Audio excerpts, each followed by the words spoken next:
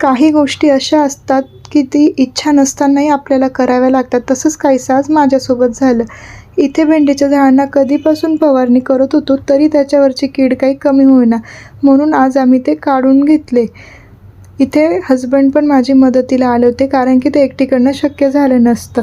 हे सर्व करत करत आम्हाला पार संध्याकाळ झाली, कारण की भेंडीचे झाडं खूप होते. नंतर सर्व झाडांना पाणी टाकून मी आली किचनमध्ये. आहोंसाठी छानसा चहा केला. चहा उकळतो तेवढ्यात म्हटलं थोडेसे भांडे रचून घेऊ. ते रचले आणि आहोंना चहा गाळून देऊन आली. आज संध्याकाळी होता पास्त्याचा बेत. त्यासाठी पाणी गरम केलं, त्याच्यात मीठ आणि तेल टाकून तो उकळायला ठेवला.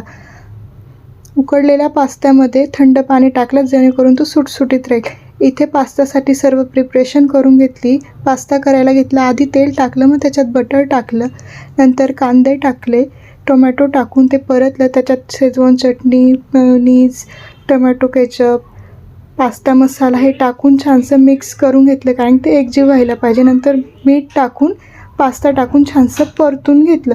खूप छान झाला होता बरं आजचा पास्ता. त्यानंतर आहोंना पास्त्यावर चीज आवडतं, म्हणून त्यांना छानसं चीज किसून दिलं. रात्रीचे सर्व भांडे आवरले. आजसाठी एवढंच. भेटूया आपण पुढच्या ब्लॉगमध्ये. Bye bye.